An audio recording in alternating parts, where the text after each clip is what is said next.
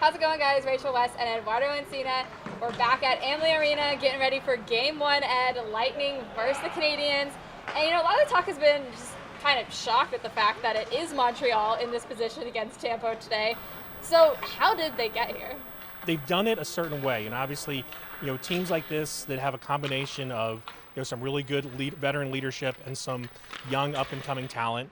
If you give them some confidence and they keep growing, I think the big thing was that big, comeback from a 3-1 deficit against Toronto. That was obviously a huge series. It was one that all of Canada had been looking forward to for probably about 2 months. And, them coming off of that series, they just started gaining momentum. But I think one thing that stands out about this team during their run in the playoffs is that they've been able to shut down the top lines of the other team. They've been really good at that, and obviously with the Lightning, the focus is going to be on, Nikita Kucherov, Brayden Point, those guys. Can they shut them down? I think that's going to be a big part of the series and deciding it is, can they continue to do that? And obviously, when you have Carey, much like the Lightning, when you have a great goaltender behind you, you can afford to kind of take some chances. And I think that's what we're going to see in this series. And I think really that's kind of what's going to decide it.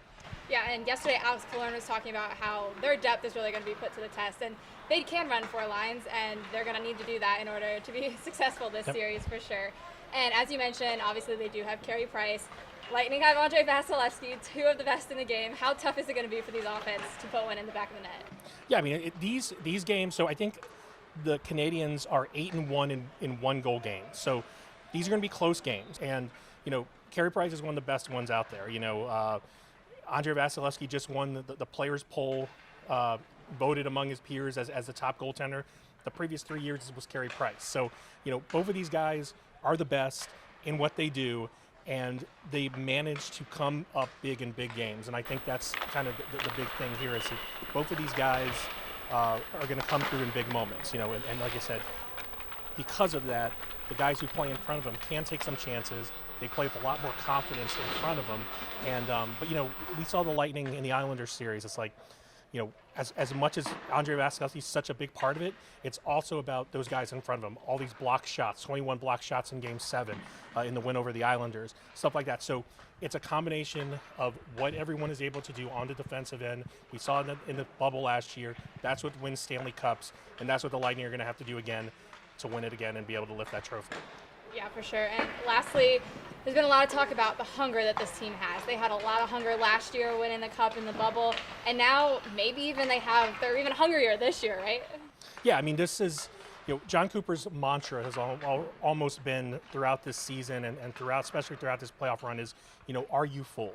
Are you still hungry? It's you can be satisfied with winning 1 cup, but winning back-to-back cups makes you special. And obviously, the records show that. Only one team, the Pittsburgh Penguins, has won back-to-back Stanley Cups since the salary cap began, and the Lightning are 4 wins away from doing that. So I think that was a bit of motivation the whole time, and I think the feeling of, raising the cup, drinking out of the cup, the parade down the Hillsborough River and into the bay, I think all of those things they've channeled during some of these tough moments and have been like, okay, we want to feel that again. And I think that's a big part of this team, an advantage that this team has over maybe the Canadiens.